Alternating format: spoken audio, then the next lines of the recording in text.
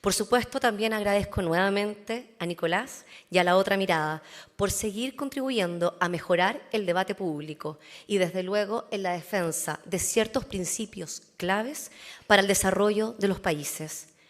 Nos enorgullece que Las Condes no solamente se esté convirtiendo en una comuna más segura, de mayor progreso, sino que también se consolide como un espacio para recibir a líderes como tú, Moisés, que creen en la democracia, que creen en la libertad. Porque aprovecho de contarte, Moisés, la gran mayoría de los vecinos que viven en Las Condes y que tengo el honor de representar, creen firmemente en la democracia y creen firmemente en nuestro país. Todos sabemos que en los últimos 4 años Chile ha estado y ha tenido capítulos que han sido muy revueltos.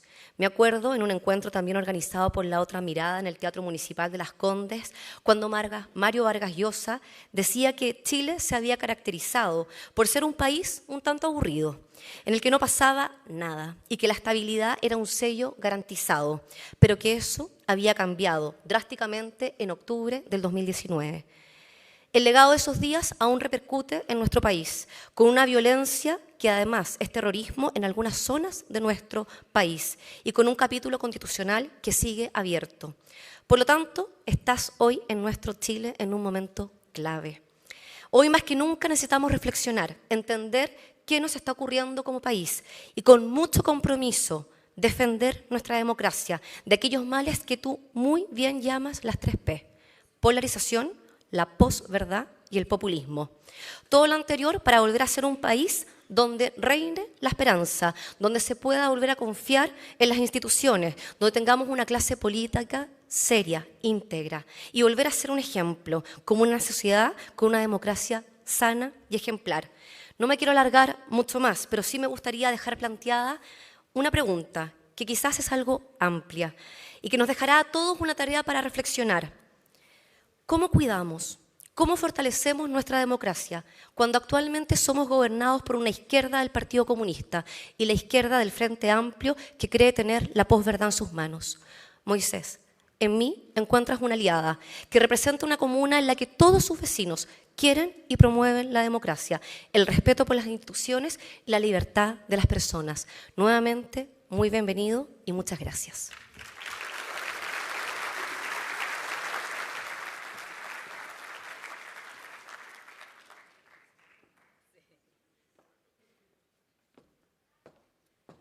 Bueno, muchas gracias, alcaldesa, por sus palabras. Y antes de escuchar la conferencia de Moisés Naím y la conversación que tendremos con él después, vamos a escuchar el mensaje de Nicolás Ibáñez, presidente de La Otra Mirada. Un aplauso, por favor.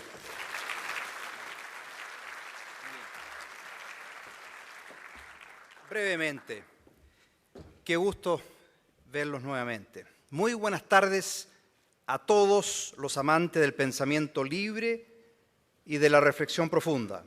Bienvenidos a La Otra Mirada, un espacio donde las ideas cobran vida y la diversidad de perspectiva nos nutre y nos moviliza. Tenemos en La Otra Mirada, o nos hemos dado, una misión. En primer lugar, entretener, luego convocar, provocar, entusiasmar y ojalá involucrar a más chilenos en un diálogo apasionante sobre los temas que definen nuestro presente y moldean nuestro futuro. En La Otra Mirada nos interesa nutrir las mentes curiosas y movilizar los espíritus inquietos. De aquí, sin ir más lejos, han salido demostraciones prácticas de que las ideas importan y tienen consecuencias. Nos entusiasma ver la cantidad de jóvenes comprometidos con la cosa pública en Chile. Moisés Naím, a quienes ustedes vienen a escuchar hoy, nos ha planteado reiteradamente estos últimos días 2 ideas básicas. La primera es que hay que evitar la antipolítica, es decir, quejarse, desdeñar la actuación de los políticos, por muy legítimo que sea, por cierto, restarse y, por ende, dejarles la puerta abierta a los populistas y a los mediocres. La segunda idea es que los únicos países que van a tener éxito él cree, éxito en el futuro, son aquellos donde se produzcan ciertos acuerdos básicos, lo que implica cultivar, desarrollar la capacidad de sentarse, si es necesario, con quien pareciera ser nuestro peor enemigo. Y, algo difícil, pero sin transar en ciertos principios básicos, concordar en cuestiones que son esenciales. En el caso chileno, hay espacios comunes donde debiéramos llegar a acuerdos, y pronto. En primer lugar, debemos resguardar y perfeccionar el orden institucional, tal como decía con mucha propiedad nuestra alcaldesa, en torno a los ideales y prácticas de una democracia liberal, aunque esto signifique nadar contra la corriente y asumir costos. No podemos caer en la irresponsabilidad de pensar, por ejemplo, que un segundo rechazo no traería consecuencias nefastas para la calidad de la política y para la gente común, que añora estabilidad. Necesitamos una constitución breve. Ojo, que yo en lo personal voté en contra de todo este proceso, pero a esta altura del partido creo que está la cancha jugada. Necesitamos una constitución breve que garantice nuestras libertades, establezca los contrapesos necesarios en el ejercicio del poder y permita llegar a acuerdos de manera civilizada con una saludable alternancia en el poder. ¿Podemos llegar a un acuerdo sobre esta materia? Difícil, pero me parece que hay que intentarlo y lograr un acuerdo. En segundo lugar, debemos lograr, esto es obvio, un acuerdo transversal sobre cómo abordar y terminar la criminalidad en Chile. Seguramente en los barrios más desvalidos de nuestro país hay clamor por una solución de mano dura, tipo Bukele en El Salvador. Algo que es perfectamente comprensible. Pero tenemos que intentar ser más inteligentes. Por cierto, hay quienes argumentan que el problema de la criminalidad y la delincuencia es porque hay inequidades y desigualdades en el país, ¿no es cierto? Pero estoy seguro que si recorremos como lo hacemos de vez en cuando, La Pintana, La Bandera, qué sé yo, el Bosque, San Ramón, nos damos cuenta de que ellos no están preocupados tanto de si hay desigualdades en Chile, ¿no? Lo que quieren es surgir y salir adelante por sus propios medios y no como títeres dependientes del Estado. Moisés, en materia de criminalidad, es bastante experto. Como saben, nació en Venezuela, donde él nos asegura y clarifica que la criminalidad es el gobierno y que además todo sigue siendo orquestado desde Cuba. En tercer lugar, debemos lograr un acuerdo de responsabilidad fiscal que, junto con privilegiar el crecimiento del país, ponerlo como prioridad, permita al Estado, idealmente un Estado reformado, al servicio de las personas y no capturado por intereses espurios, como algunos sindicatos, agrupaciones, contar con los recursos que le permitan prestar los servicios para los cuales el Estado está mandatado. Esas son tres áreas, Moisés, donde podríamos quizás trabajar y avanzar en el corto plazo. Y mientras digo todo esto, también me pregunto, ¿y qué hago yo por Chile? ¿Qué hacen mis hijos? ¿Qué hacen mis amigos? ¿Qué hacen ustedes por Chile? Nos dedicamos a criticar, a lamentar. Obviamente que tenemos que hacer algo más que criticar. Y debemos salir de este salón con renovada energía, provocados, entusiasmados y, lo más importante, involucrados. Ustedes se preocuparán, se preguntarán, hay una imagen allá atrás, creo, ¿no es cierto? ¿Cuál, ¿no es cierto?, es el propósito de esas imágenes?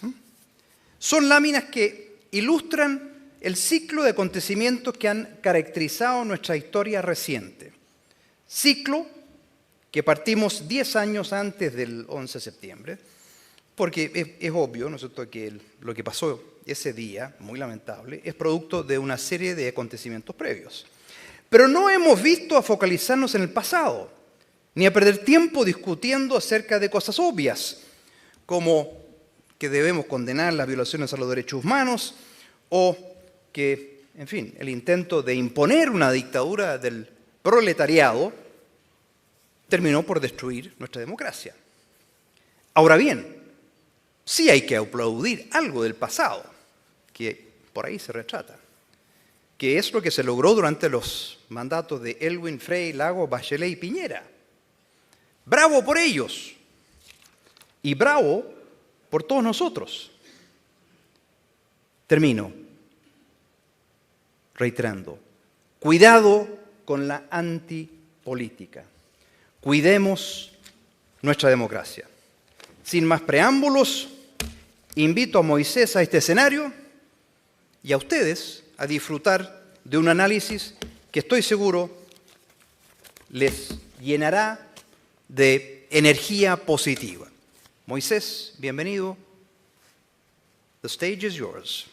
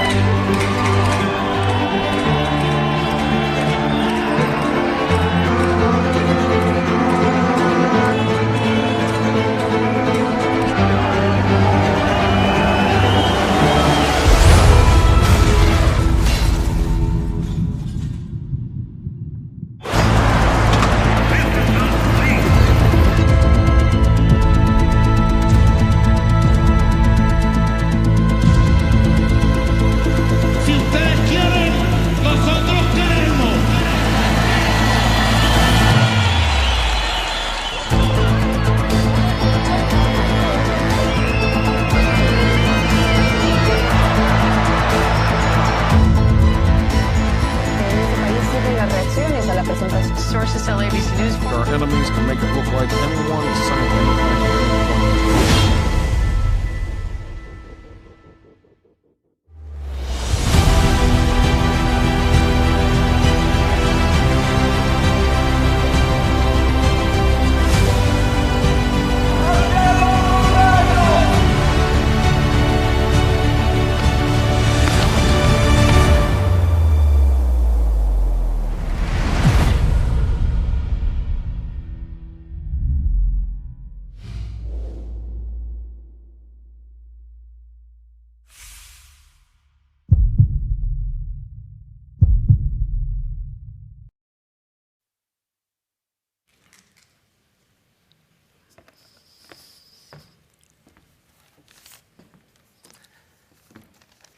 Buenas noches y gracias a todos ustedes por estar aquí.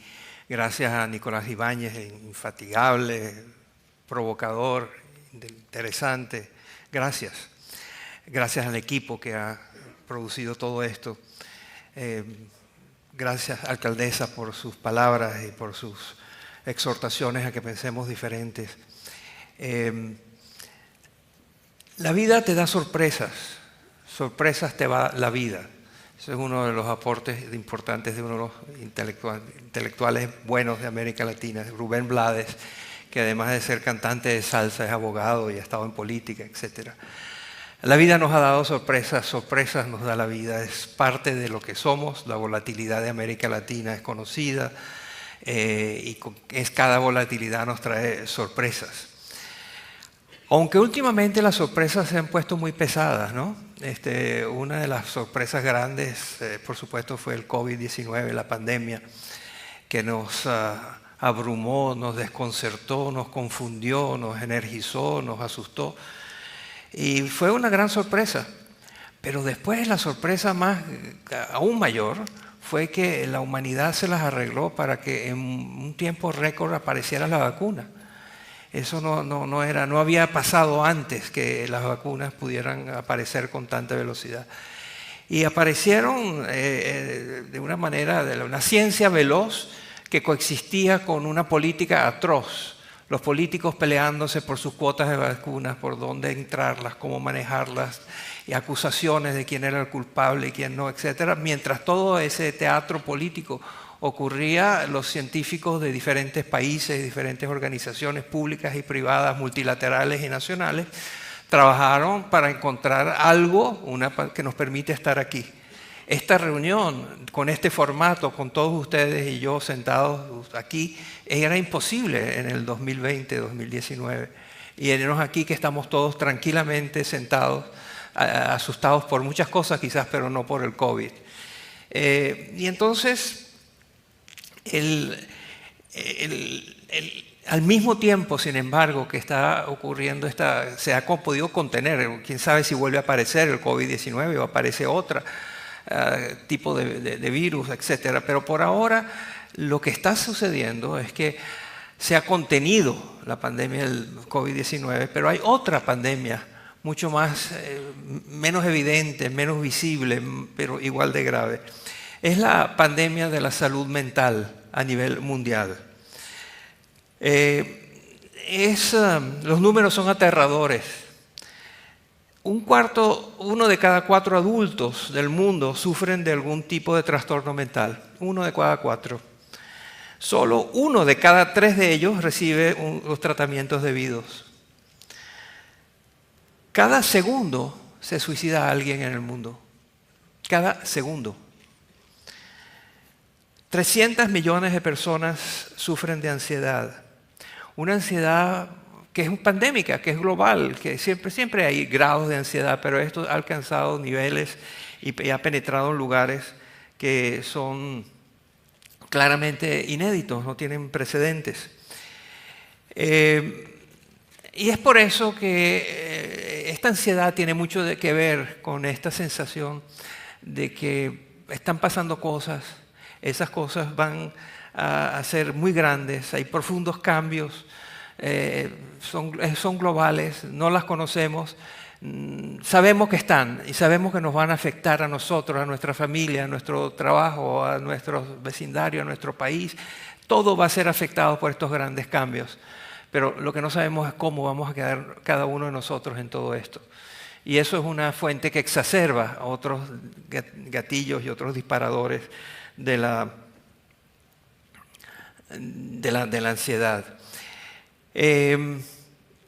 Esta ansiedad tiene todas estas partes, es motorizada por diferentes fuerzas, pero también tiene características muy específicas, tiene partes muy inéditas, es muy global en su naturaleza, es imposible inclusive de precisar claramente. Esta confusión en la que todos vivimos creo que está contribuyendo a esto y contribuye a hacer opacas y poco claras las opciones que hay. Tenemos un mundo lleno de diagnósticos, pero pocas actuaciones, entre otras cosas porque los diagnósticos no son muy buenos. Pero lo que está sucediendo, yo me quedé pensando cómo poder conversar con ustedes, sintetizando todas estas cosas. Y me salvó José Ortega y Gasset, el pensador español, que en los años 30 vio venir la turbulencia de Europa y escribió un libro, y una parte del libro dice: el viejo mundo se muere. Perdón, ese es Gramsci,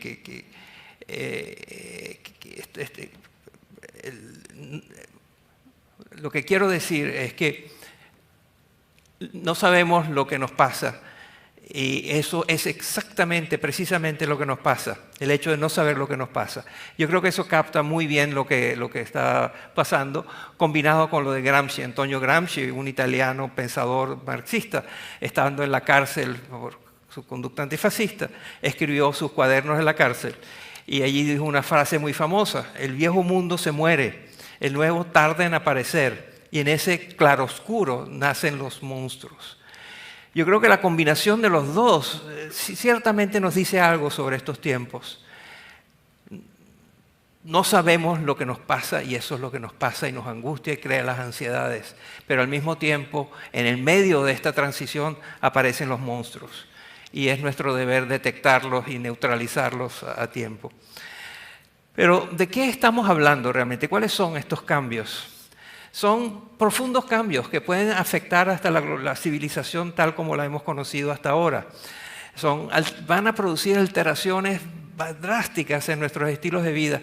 Piensen en esas escenas que uno ve en los incendios forestales en Australia, en Rusia, en California, en otras partes, y las casas devastadas por el fuego, urbanizaciones enteras. ¿Cómo se recupera una familia de una tragedia como esta? Que es cada vez más frecuente. Todos los estudiosos de este tema indican que los accidentes climáticos van a ser más frecuentes, más dolorosos y con mayores secuelas. ¿Cómo nos preparamos a eso? Y no es esa la única. Ciertamente el cambio climático está allí y ninguna conversación sobre el futuro de un país puede pasar de alto. ¿Cómo se va a preparar ese país? ¿Cómo va a responder para contener, mitigar, neutralizar el cambio climático?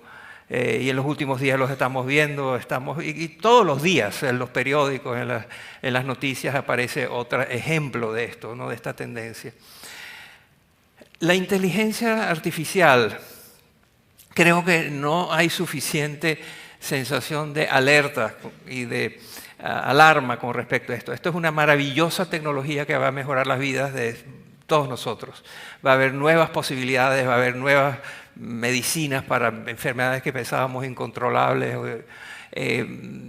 Va a ser maravillosa en todos los ámbitos, el de la educación, el de la salud, y con cosas que parecen milagrosas y que van a cambiar drásticamente nuestra manera de vivir.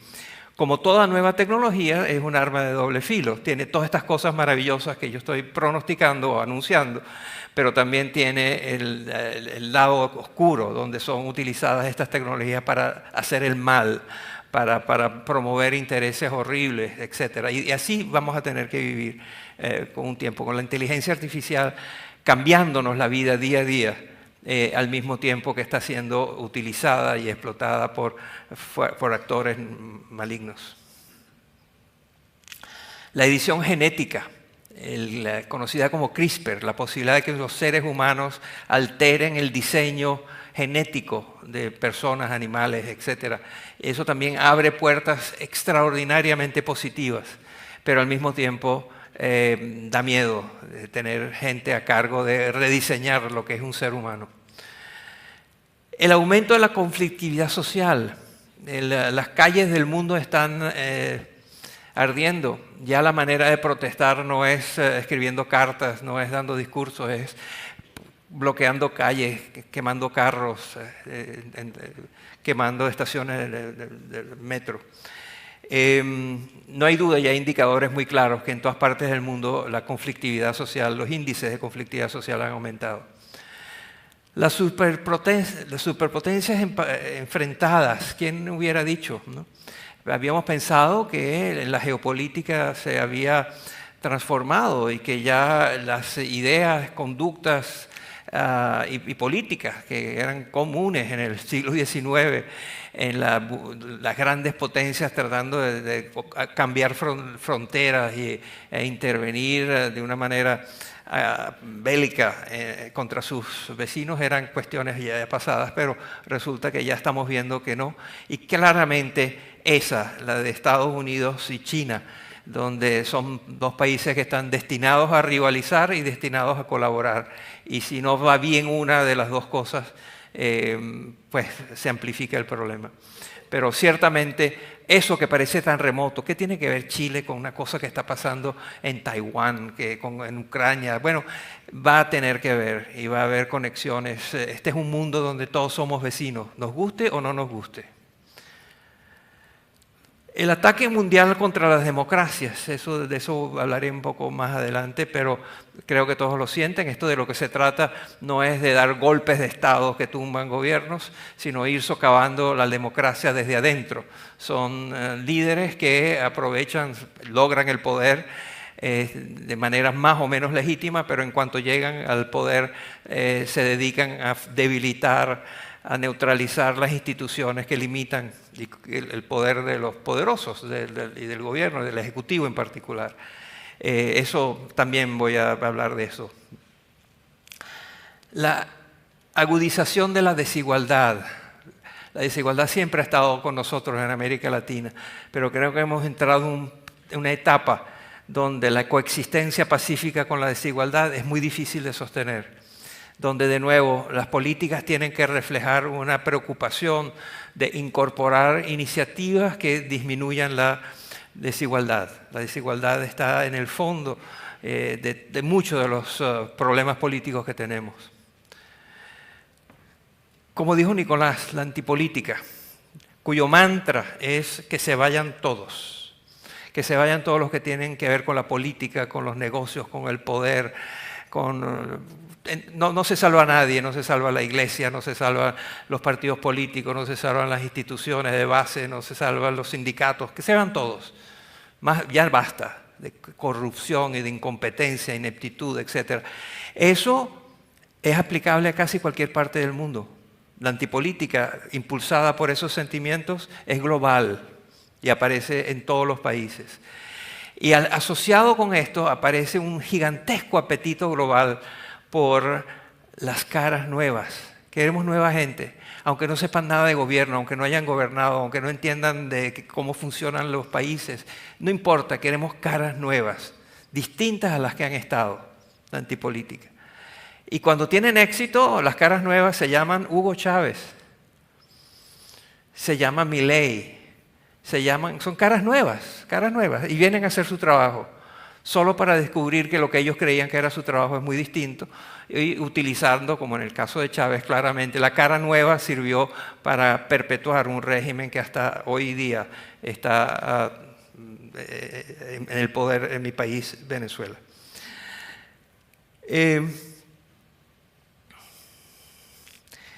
¿Cómo se explica todo esto? ¿Cómo esto es tan confuso, tan grande, tan interrelacionado, tan inédito, tan sin precedentes? ¿Cómo explicamos todo esto?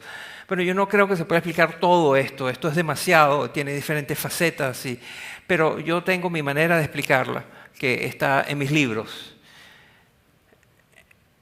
Esos libros que ven allí, Ilícito, El fin del poder, Repensar el mundo, La revancha de los poderosos, son mi trayectoria intelectual. Ilícito es un estudio que salió en el 2005, donde en esa época yo era director de una revista que se llama Foreign Policy. Y yo decidí que nuestra prioridad tenía que ser ilustrarle, explicarle al mundo las sorpresas de la globalización. La vida te da sorpresas globalizadas. Y entonces viajé por muchas partes del mundo tratando de entender cuáles eran estas consecuencias que tiene la globalización. Y descubrí que lo que en inglés se llaman los early adopters, los que adoptan las nuevas tecnologías más rápido y con más eficiencia, son los carteles criminales internacionales. Y es que llegan antes porque están mejor equipados, tienen más dinero, tienen más poder, tienen más movilidad, tienen más capacidades, tienen más... del otro lado tiene instituciones débiles con mucha frecuencia. Y entonces estudié diferentes tipos de ilícitos y de criminales.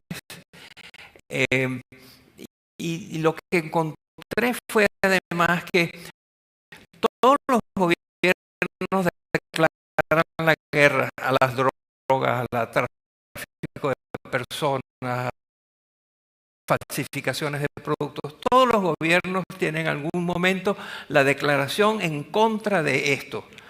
Y entonces uno dice, bueno, ¿cómo les van estas guerras? ¿Qué tal les va? No hay ninguna que haya sido ganada, ni una.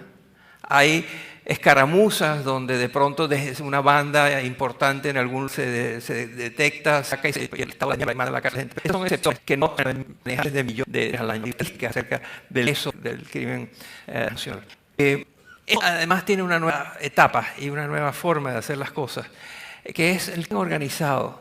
Resulta que antes se pensaba que los criminales estaban fuera del gobierno y atacaban directamente a funcionarios, exhortándolos o amenazándolos para que tomaran decisiones en su favor, o que hubiera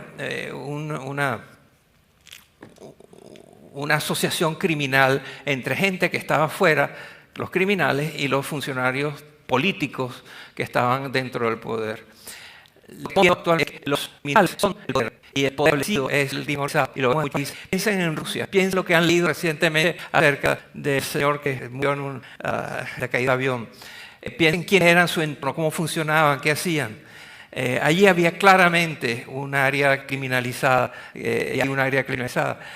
Piensen en los juicios contra Donald Trump y todo su entorno. Es como leer una historia de una novela de ciencia ficción. En fin, el crimen organizado tiene una presencia que no ha tenido antes. Yo creo que Chile tiene un reto hacia adelante. Uno de los problemas más importantes de atacar este reto es pensar que el crimen se combate con policías y jueces. Eso es cierto, pero en este caso es mucho más, porque lo que es el tipo de organización que se está enfrentando tiene características diferentes. Yo creo que podemos volver a esto a medida que siga la conversación. Esto es el Estado mafioso, que cuando es el gobierno, y hay algunos ejemplos claros. No hay duda, por ejemplo, que en Venezuela el gobierno de Nicolás Maduro es el crimen organizado, es quien organiza la actividad criminal de Venezuela y el tráfico de todo tipo de ilícitos. Pero, como les dije, yo entonces entrevistaba a los jefes de Estado, entrevistaba y les decía, ¿dónde ganaron ustedes algunas de estas guerras? ¿Dónde de estas guerras que han sido tan duras y tan feroces?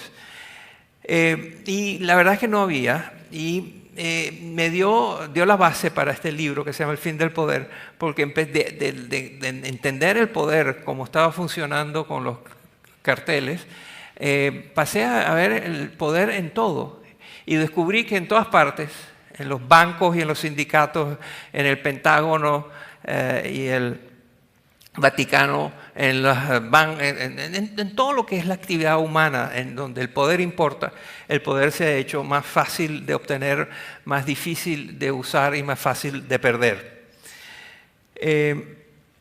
Las fuerzas que diluyen el poder son fuerzas centrífugas que lo dispersan, pero que existen con fuerzas centrípetas que lo concentran.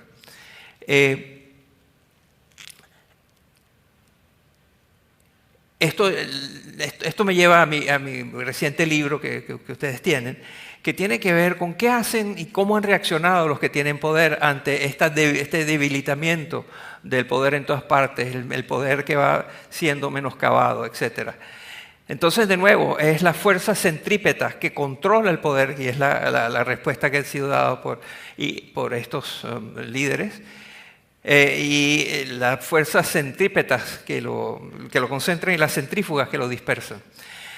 Pero lo que está muy claro es que los que la concentran están utilizando en todas partes del mundo una forma de hacer política que yo llamo las 3P, que son el populismo, y ahí simbolizado por el general Perón, padre fundador del populismo moderno latinoamericano, la polarización, simbolizada por el ataque al Capitolio de los Estados Unidos para tumbar el gobierno, y la posverdad, esta cosa de estar viviendo sin saber en quién creer, qué es verdad, cuáles son las cosas básicas que son ciertas. Sociedades que eso, y también contribuye a la ansiedad, ya no sabemos en qué creer, qué pensar, en quién confiar. Entonces, el forma parte de la posverdad. El populismo no es otra cosa que utilizar las brechas existentes en la sociedad para hacerlas más profundas o crear nuevas brechas que sean también muy profundas. Divide y vencerás. Y siempre aparece un líder mesiánico que va a luchar a favor de los pobres y en contra de las castas, las élites, etc. Eso es universal y lo encontramos en todas partes. Ni siquiera cambian los nombres, los temas de la casta, los temas de la élite, de las oligarquías. Es casi que un fenómeno mundial. Ese populismo que siempre ha existido se ha aumentado por la polarización política, que se ha venido nutriendo de la identidad, de la política de la identidad, donde mi identidad política no es hacia un partido político, no es hacia un país, sino es hacia mi género, el color de mi piel, mis intereses económicos, mis intereses, mi religión, etc. Todo tipo de especificidades en la identidad que llevan. Hay un evento que ocurrió aquí en Chile que ustedes vivieron y fue ampliamente discutido aquí en Chile, cuando hubo un evento con el presidente Boric y la gente en la calle celebrando su victoria política, y había todo tipo de banderas. Estaban todas las banderas representadas, pero alguien dijo, bueno, pero falta una, ¿verdad? Que era la bandera de Chile. Ahí estaban todos celebrando el éxito que había tenido su identidad política, pero se les había olvidado que eso ocurre dentro de una nación. Ese ejemplo es de Chile, pero puede ser replicado a nivel mundial.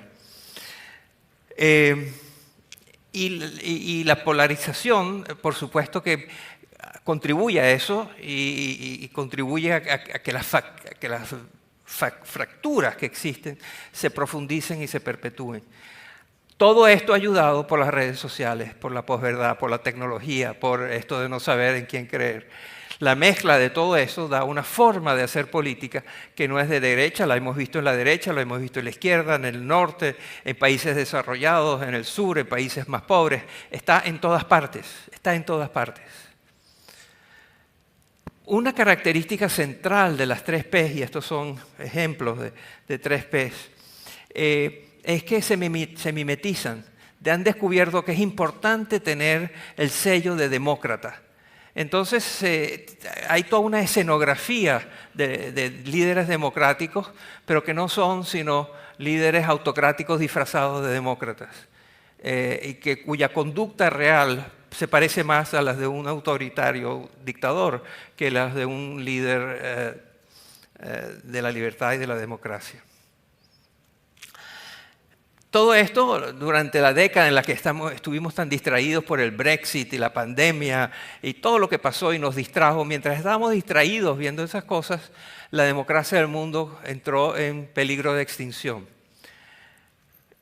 Los números son extraordinarios y tienen todo tipo de...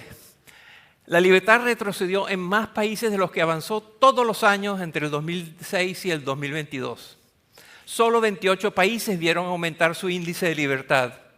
73 países han disminuido el puntaje agregado de libertad desde el 2006. 73 países. 75% de la población mundial vive en países que experimentaron un retroceso de la libertad.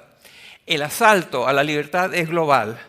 Si ustedes toman al azar un habitante del planeta Tierra hoy en día, lo más probable es que esa persona vive en un ambiente político autocrático, donde no tiene libertades fundamentales. Eso es un reto importantísimo, es contagioso y hay que enfrentarlo, y yo estoy seguro que conversaremos sobre eso y hay ideas al respecto, pero la idea más importante es entender que esto pasó, esto está sucediendo y las tendencias siguen, y vamos a ver cómo termina todo esto. El libro Repensar el Mundo es una compilación de mis columnas semanales donde hago eso, yo pienso nuevos aspectos y nuevas facetas de la humanidad y del mundo y de la tecnología, de la política, etc. Y quise identificar estas 4 temas que aparecieron como columnas inicialmente. La primera es la necrofilia ideológica. La necrofilia, como ustedes saben, es una aberración, una enfermedad que sufren ciertas personas, típicamente hombres, que es un amor incontenible por los cadáveres, es una atracción muy grande por los cadáveres. Yo digo que hay una versión política de esto, que es la necrofilia política, que es el amor apasionado por ideas muertas. Ideas que han sido probadas una y otra vez en un país y en otro país, y con un nombre y con otro nombre y con un eslogan, pero terminan siendo siempre lo mismo y terminan siempre generando desigualdad, corrupción, miseria y estancamiento. El otro tema es el precio de los commodities, que lo quería traer a la conversación, puesto que sabemos cuán dependientes son nuestras economías en América Latina del precio de las materias primas que se exportan. Pero hay estudios recientes que indican no solo eso, sino que es el factor determinante del desempeño económico y la salud política del país, o sea, el ánimo del país. Muéstrame cuáles son los precios de las materias primas que tú exportas y yo te puedo pronosticar el tipo de política que se está dando en tu país. Donde cuando hay una caída importante en los precios, lo primero que salta es la disposición a transar con los demás y organizarse para enfrentar conjuntamente las consecuencias de las caídas en ingresos fiscales, etc.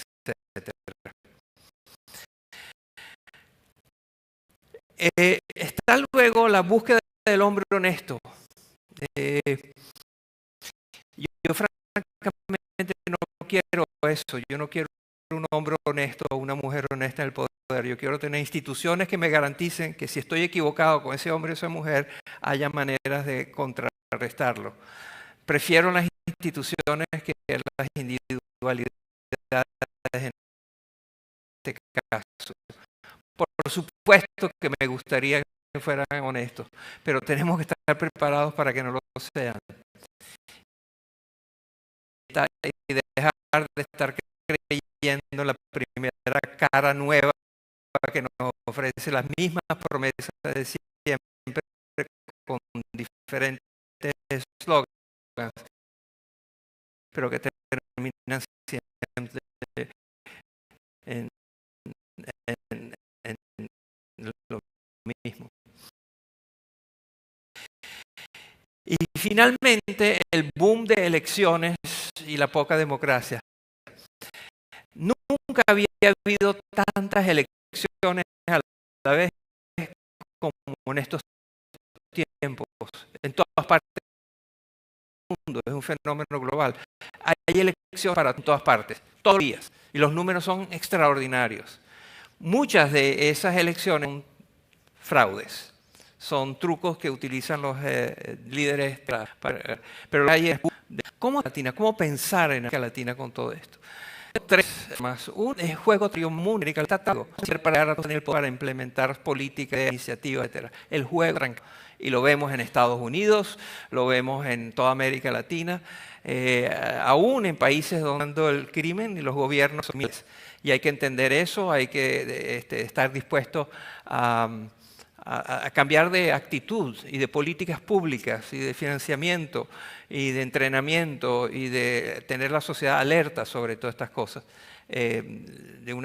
rápidamente. Y luego las sociedades fracturadas, ya hablé de la política y la identidad, pero esto está generando sociedades donde el populismo ya había creado una brecha importante, ahora están capturadas por cientos de brechas, cientos de fracturas que impiden la integración y el funcionamiento, o hacen más difícil el funcionamiento del Estado. El caso de Chile, ¿qué tiene esto todo que ver con Chile? Bueno, primero reconocer esto. A la izquierda el desempeño, el extraordinario, maravilloso, admirable crecimiento económico de Chile durante unos años. Y del otro lado el reflejo de las calles, en los cuales evidentemente ese maravilloso crecimiento había dejado por fuera responder a preguntas, expectativas, necesidades de grupos humanos importantes dentro de Chile. ¿Qué hacer? ¿Qué hacer al respecto? El progreso es importante. Chile fue el ejemplo del mundo, ustedes saben eso. Yo me enorgullecía, me daba mucho orgullo ver lo que pasaba con Chile y cómo le iba bien y cómo era el ejemplo que se ponía, etcétera, etcétera. Eso hay que rescatarlo y yo tenía la esperanza de que se pudiera ver un tipo de acuerdo que llevara a que se relanzara la economía y se generaran condiciones económicas que tomaran en cuenta la insatisfacción de la sociedad o segmentos de la sociedad con lo que había. Pero también pensé, si Chile fue el campeón mundial de las reformas económicas y el ejemplo para el mundo, ¿por qué no puede ser el ejemplo para el mundo de las reformas políticas? ¿Por qué no lanzar un ambicioso plan de reforma institucional política, de fortalecimiento de ciertos valores fundamentales? Y que eso fuese una marca. Y entonces tendríamos un Chile fuerte económicamente y un Chile ejemplar en el punto de vista de las reformas políticas. Esto requiere alianzas, palabras que inmediatamente suscitan las acusaciones de ingenuidad. Pero no hay forma de estrancar el juego si no hay alianzas con gente que tú detestas. Las alianzas con los amigos son fáciles. Es con los rivales, con los competidores, con los que te desean mal, con quienes te han insultado en público, que te vas a tener que sentar a ver cómo juntos desbloquean el país y la toma de decisiones. Esto no es nada nuevo, esto ha sido intentado. En Chile hay mucho escepticismo con respecto a esto, en otras partes también, pero hay que tomar las lecciones de quienes sabían.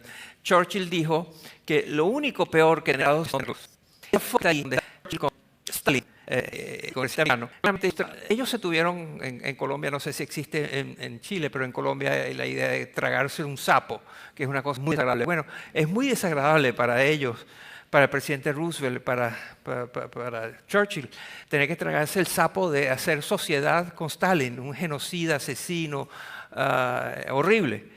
Bueno, lo tuvieron que hacer y en parte gracias a eso ganaron la Segunda Guerra Mundial. Si no hubiera sido por esta alianza horrible, probablemente Alemania hubiera podido prevalecer. Ese es un mensaje central y es una manera que... ¿Cómo deben ser esas alianzas? ¿Cómo deben funcionar? En estos momentos las alianzas se caracterizan por ser transaccionales, por ser maquinaria, por apoyar maquinarias electorales, etc. En cambio, yo creo que son necesarias alianzas basadas en amplios acuerdos nacionales y multisectoriales, no de grupos específicos, pero que de alguna manera se identifiquen 2 o 3 ideas donde es posible ponerse de acuerdo, aunque parezca que no, y generar procesos de conversación y de negociación que contribuyan a que gente que no se lleva bien pueda aprobar iniciativas de este tipo. Ahí tienen que estar los sindicatos, los escritores de telenovelas, la iglesia, los bancos. Tiene que haber un cuerpo social importante en apoyo de estas cosas. Yo sé que es difícil, la lista de razones por las cuales no se puede hacer es conocida. El reto no es eso, el reto es cómo hacer para que esto sea viable. Porque si no es viable, pasa esto. Las sociedades incapaces de hacer alianzas se van a estancar y serán desplazadas por aquellas ancladas en compromisos compartidos. Fíjense que ni siquiera uso la palabra alianzas. Pero en el futuro, el siglo XXI, son los países, son las sociedades donde hay acuerdos entre gente que en principio no puede tener nada en común con la otra. Esos países que logren eso van a poder desarrollarse, van a tener mayor prosperidad económica y mayor estabilidad política. Los que se queden en las peleas cotidianas y en las fracturas y en más de lo mismo van a quedarse, van a declinar y van a ser situaciones mediocres, más o menos permanentes y crónicas. Y creo que Chile merece algo mucho mejor que eso.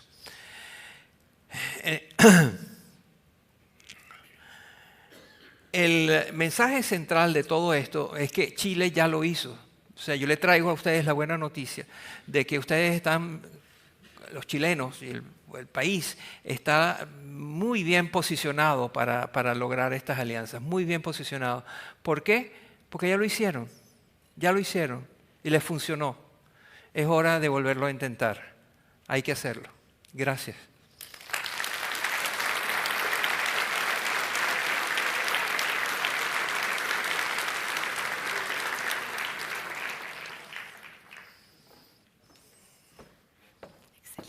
Muy bien.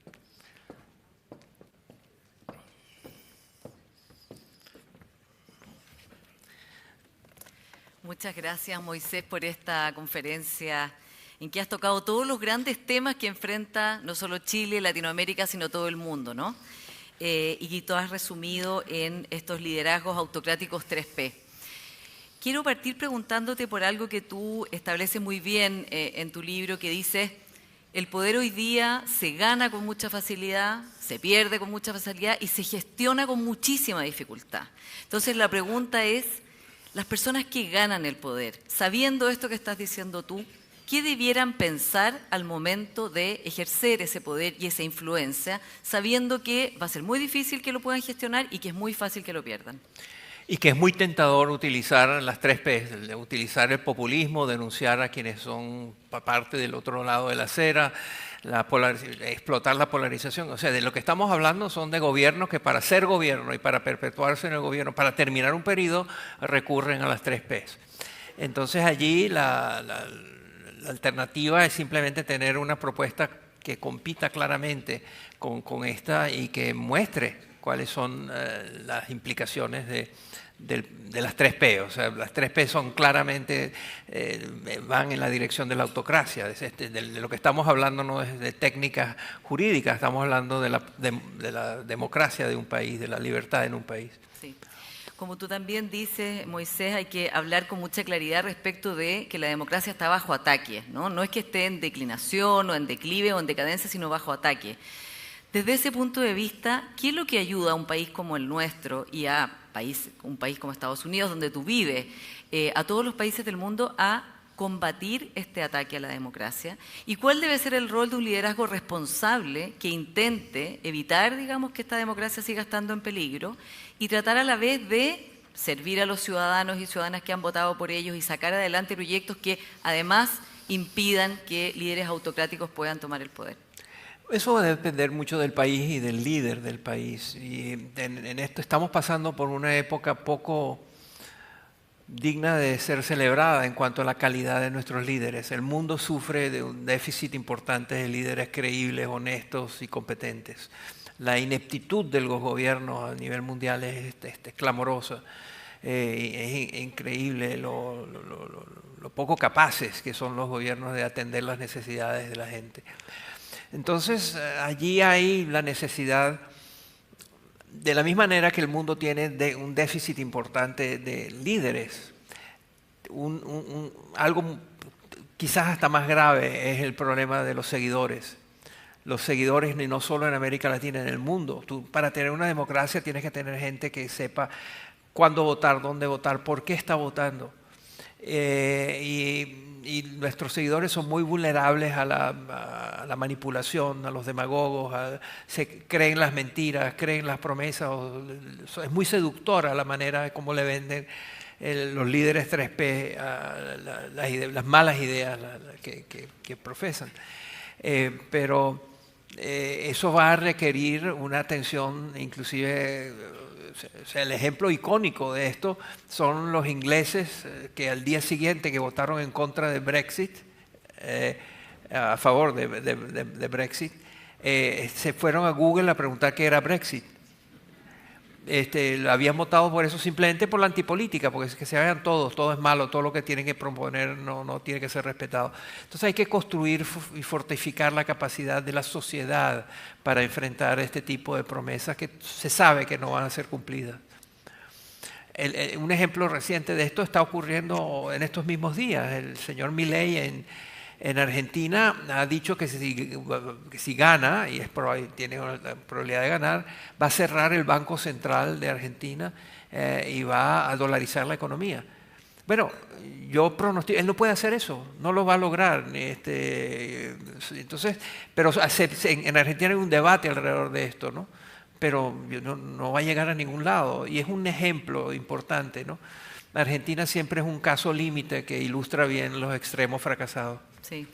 Tú en tu libro, Moisés, hablas de las Américas y sus líderes 3P, y en el momento que escribiste el libro estaba Bolsonaro, tú citas a Bolsonaro, a Trump y a AMLO, Andrés Manuel López Obrador, el presidente de México. Se ha agregado a esta lista Bukele, ¿no? Como otro líder autocrático de El Salvador. Y te quiero preguntar por Bukele, que es un personaje que también se ha transformado en muy popular en distintos países de Latinoamérica. Verás, acá en Chile los taxistas conocen todos a Bukele, te hablarán de él, con el riesgo, evidentemente, de que las personas incluso estén dispuestas a admirar a una persona que no respeta el Estado de Derecho por buscar seguridad. Ese es un caso muy complejo y es como tú muy bien lo describes. Entonces, la gran pregunta tiene que ver con los derechos humanos. Tiene que ver si Bukele ha hecho muchas de estas cosas ignorando o minimizando o neutralizando la necesidad de justicia, de que no haya encarcelamientos indebidos, etcétera, ¿no? Él tiene cárceles, él ha hecho cárceles nuevas y tiene, creo que son decenas de miles de hombres tatuados metidos allí. Cabe suponer que un porcentaje de esa gente es inocente, que nunca ha tenido un juicio y que entonces, ¿cómo se balancea la protección de los derechos humanos con el clamor que hay en las calles para evitar la violencia de los gangs, de las maras, etcétera? Las madres que saben que no pueden salir con sus hijas porque las violan, porque las matan. El índice de criminalidad de El Salvador llegó a ser uno de los más altos del mundo. Actualmente el índice de homicidios, el número de homicidios en El Salvador es 0. Es más seguro probablemente caminar por algunas calles en El Salvador que en muchos otros países desarrollados. Entonces hay que reconocer eso, y las madres te van a decir, los padres, las familias te van a decir, bueno, sí, usted defienda mucho los derechos humanos, pero ¿quién defendía los míos cuando estaban los gangs en las calles abusando? Y ahora ya no están. Entonces la respuesta a eso es que eso ya pasó y está pasando, pero ya pasó, y lo que hay es que ver cómo se puede reconciliar la lucha contra el crimen de ese calibre con la defensa de los derechos humanos. Y simplemente volver a traer a la opinión pública el debate importante de que puede ser un precio excesivo el cargarse de la defensa de los derechos humanos y de los juicios justos en nombre de esto. Pero falta mucho. Sí. ¿Ves con preocupación que un modelo así se empiece a extender por Latinoamérica? Porque ya hay otros tipo Bukeles en distintos otros países, ¿no? Es la antipolítica, una vez más. Bukele también sintetizó eso. Bukele llegó al poder denunciando todo lo que había estado ocurriendo antes. O sea, hay un librito y está en el libro, pues el manual. El manual. Y Bukele calza todos los puntos, al igual que Boric, al igual que los otros que mencionaste. Al igual que Bolsonaro, Trump. ¿Cómo estás viendo la elección en Estados Unidos y el hecho de que Donald Trump sea probablemente el candidato del Partido Republicano? Así como tú. Yo creo que Trump va a ser el candidato del Partido Republicano. Yo espero que no gane. Y si gana, eso es un golpe muy duro para la democracia, primero la de Estados Unidos, pero en el mundo. Yo veo la llegada al poder de Donald Trump como una amenaza existencial a las democracias del mundo. ¿Y cómo se puede explicar que en la democracia más antigua, más consolidada, una de las más consolidadas del mundo, pueda un líder autocrático como Trump, que tiene las 3P, incluido el asalto al Capitolio, como tú pusiste ahí como un ícono, ¿no? de liderazgo 3P, pueda seguir avanzando y no sea contrarrestado por una sociedad que es una sociedad próspera, una sociedad educada y una sociedad que ha vivido en una democracia justamente muy avanzada? Sí, es cuando se sienten amenazadas, cuando con razón se preocupan. Un ejemplo clásico de esto fue cómo reaccionaron los estadounidenses a los ataques el 11 de septiembre. pasaron leyes, ahí era claramente, las encuestas lo demostraban, ellos estaban dispuestos a sacrificar sus libertades individuales con darle al poder al Estado para luchar contra ese nuevo enemigo que había aparecido, ¿no? El terrorismo islámico. Cuando las sociedades se sienten acorraladas, están claramente dispuestas a adoptar y apoyar ideas que de otra manera considerarían inaceptables. Sí.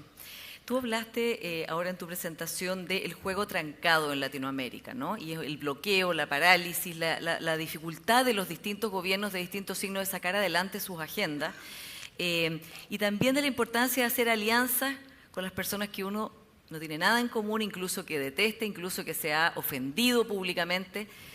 ¿Cómo es posible en un ambiente que ya es polarizado lograr que se tienda hacia los acuerdos cuando todos los incentivos están puestos en lo contrario, tanto en la popularidad de corto plazo, tanto en las redes sociales, tanto en lo que los mismos seguidores a lo mejor esperan, que no es justamente sentarse con quienes se piensa completamente distinto para acordar algo? No es imposible pensar en manera... Primero, lo que dices es perfectamente válido y correcto, pero no es imposible imaginar una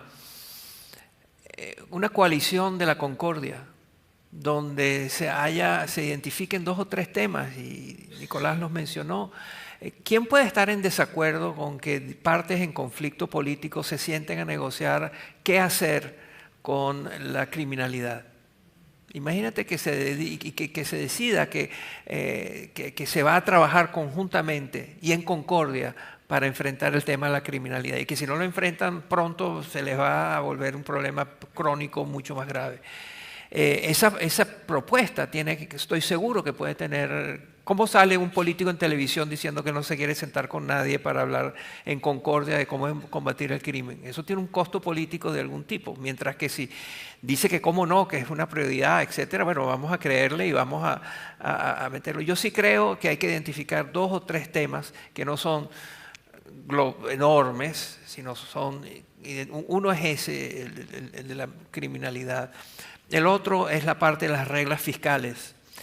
Chile va a tener ataques del medio ambiente, Chile va a tener terremotos, va a tener maremotos, va a tener cambio climático. Y ya lo estamos viviendo, de ya hecho. lo están viviendo. Y eso cuesta un montón de dinero, Y de pronto viene uno duro, un ciclón o un evento climático muy duro que te puede costar 5 puntos del PIB. Entonces hay que tener claramente definidos, antes de que eso pase, tiene que haber una conversación nacional de cómo se gasta el dinero cuando ocurren tragedias y cataclismos como este. Anticiparlo y prepararlo y tener acuerdos fiscales. No basta con decir hay que dedicarle todo el dinero a rescatar los daños hechos por la naturaleza. Entonces, y pongo un ejemplo, pero hay 10 ejemplos más, ¿no? O 100 ejemplos más, pero simplemente tiene que haber reglas fiscales donde haya un acuerdo básico de cómo funcionar, que van a ser rechazadas por los políticos tradicionales porque eso implica limitaciones en su poder de actuar discrecionalmente. Pero creo que puede ser muy ingenuo lo que estoy diciendo, pero también creo que es más ingenuo todavía no hacer nada al respecto. Sí. Bueno, tú conoces mucho nuestro país, conoces a muchos de sus líderes y has seguido el caso de Chile además en tu trabajo. ¿Cómo has percibido el ambiente en Chile hoy día y todavía hay una ventana de oportunidad, en tu opinión o en tu impresión, para alcanzar esos acuerdos? Sí, a ver, ¿cómo es percibido Chile desde afuera? Sí. Bueno, el afuera depende de quién definamos. Si es alguien que está sentado en el gobierno de Estados Unidos, puedo decir que está muy distraído con otros problemas que no son Chile. Sí, exactamente. Como dices tú, además, no solo Chile, sino Latinoamérica ni siquiera es competitiva como amenaza para Estados Unidos. Así es. Entonces, eso les da una apertura de poder, les genera grados de libertad a Chile muy interesantes, que de pronto son mejores esos que el tener la tutela del gobierno americano. Y tú, tu propia impresión en este viaje, de la posibilidad, justamente lo que tú has venido a plantear acá, de la importancia de hacer alianzas, de hacer grandes acuerdos, de poder destrabar, digamos, este juego trancado que es del regional, pero que también nos está pasando a los chilenos. Yo tengo mucho respeto por lo que los chilenos lograron. Yo creo que los chilenos se merecen más aplausos de los que han recibido. Yo creo que aún en estas circunstancias tan duras y tan locas como las que se vivió, hubo la capacidad institucional de reaccionar y de enfrentar estos problemas inéditos.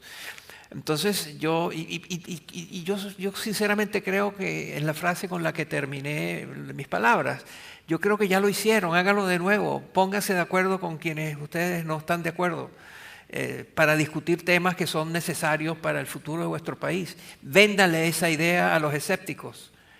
Y esto no es una tarea solo para políticos o para operadores políticos, es una tarea para todos, porque repito, esto va a tener que...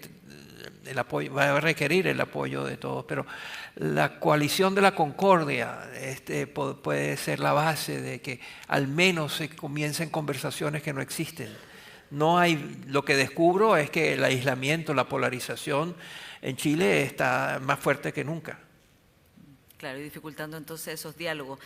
Moisés, estábamos hablando antes de todo esto que tú describes, esta cantidad de elecciones que hay, ¿no? La democracia está bajo ataque, hay muchas elecciones en todas partes del mundo, hay mucha frustración de los ciudadanos. ¿Qué cambios tiene que experimentar la democracia para poder sobrevivir, aparte de lo que cada uno de nosotros puede hacer y del fortalecimiento institucional?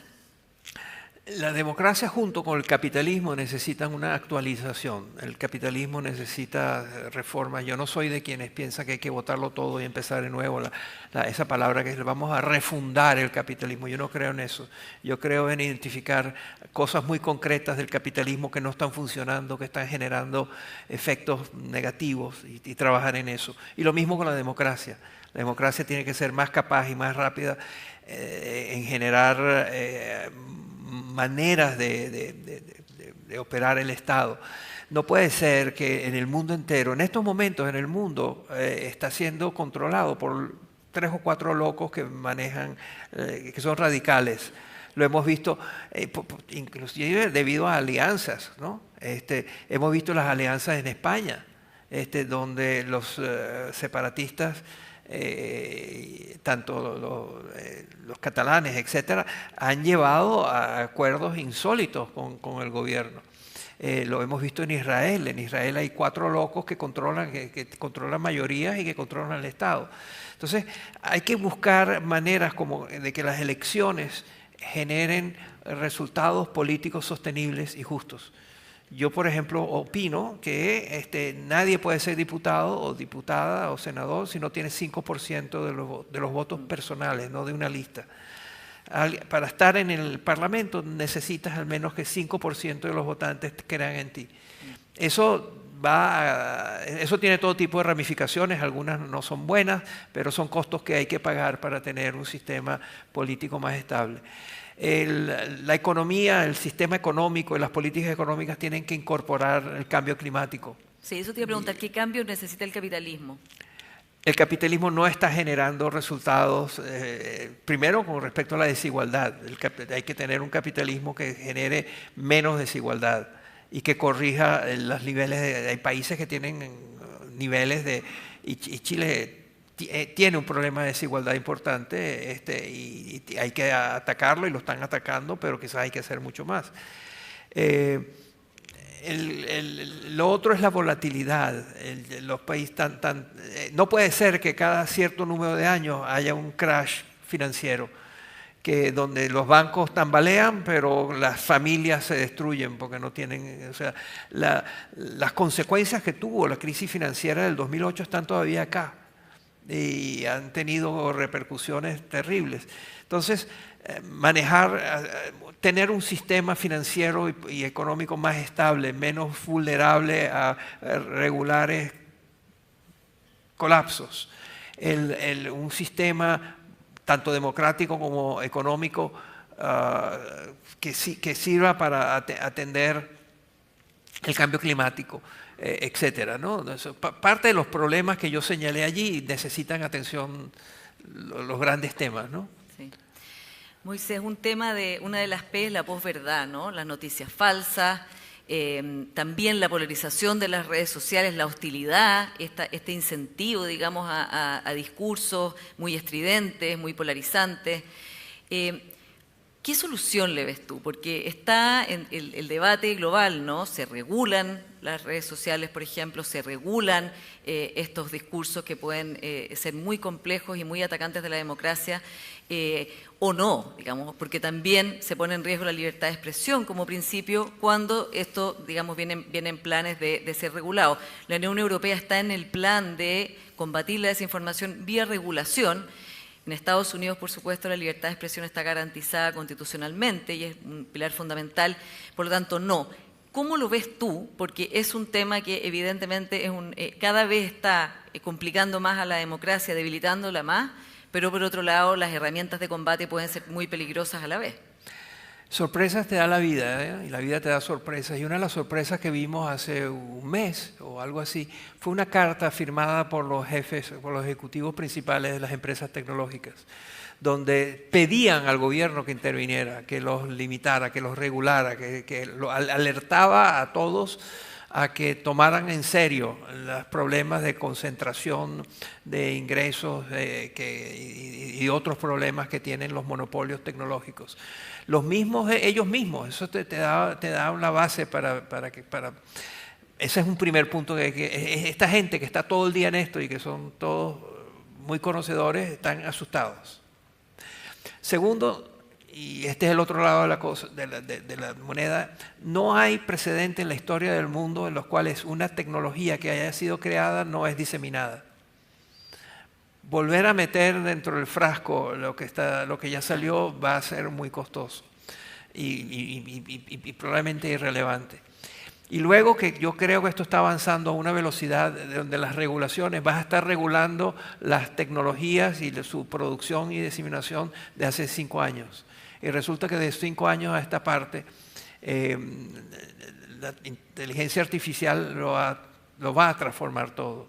Y va a tener, o sea, uno de los mensajes centrales es tomarse muy en serio la inteligencia artificial, que va a cambiar nuestras vidas de manera muy profunda. Sí, se nos está acabando el tiempo, me están haciendo señas, pero quiero preguntarte por los dos problemas más graves que enfrenta la humanidad a tu juicio, que son el cambio climático y la inteligencia artificial.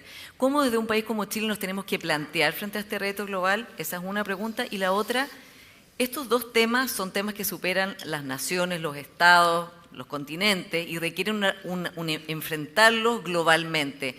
En un momento que geopolíticamente es muy complicado. ¿Cómo se puede pensar una alianza global con los problemas que hay entre China y Estados Unidos por la hegemonía, los problemas con Rusia y su invasión a Ucrania, cuando estos son desafíos que ningún país por sí mismo puede resolver? Eso es así. La primera, eran dos preguntas. Eran dos preguntas. La primera era... ¿Cómo Chile se plantea frente a estos dos desafíos? Bueno, lo primero es reconocer que esto es nuevo, es grande, no se va a ir y los va a afectar a ustedes y a sus familias y a sus empresas. Y mejor lo empiezan a entender. En las empresas, en las universidades, en los sindicatos, yo tendría grupos de personas cuya tarea es entender qué fue lo que pasó la semana pasada en el mundo de la inteligencia artificial y cómo nos afecta a nosotros. Comenzar por reconocer el problema y los retos que eso funciona. Leer de vez en cuando en el periódico una noticia sobre eso es lo que puede ser suficiente para algunos, pero tiene que haber la capacidad de detectar qué está pasando y qué consecuencias tiene. Y solo eso te puede generar una conversación nacional. Y sobre todo que esto podría ser parte de la coalición de la concordia, ¿no? Vamos a trabajar juntos para ver cómo manejamos como sociedad, como economía, como sistema político este tipo de cosas, ¿no? Y lo otro es cómo se coexiste en un mundo donde hay guerras por todos lados, hay amenazas de uso de armas nucleares, etc. Yo creo que con calma y no alarmarse. Por supuesto que hay que estar, no hay respuesta fácil, o sea, lo de Ucrania no hay respuesta fácil, la situación del enfrentamiento entre Estados Unidos y China es una realidad. Entonces no hay una frase que sintetice qué es lo que debe hacer un país como Chile mientras el mundo está tan convulsionado. Lo que claramente tiene que hacer es estar mejor informado de qué es lo que está pasando y cómo repercute sobre Chile. Moisés Naim, muchas gracias por haber estado hoy A día ti. en La Otra Mirada. Un aplauso para ti. A ustedes también.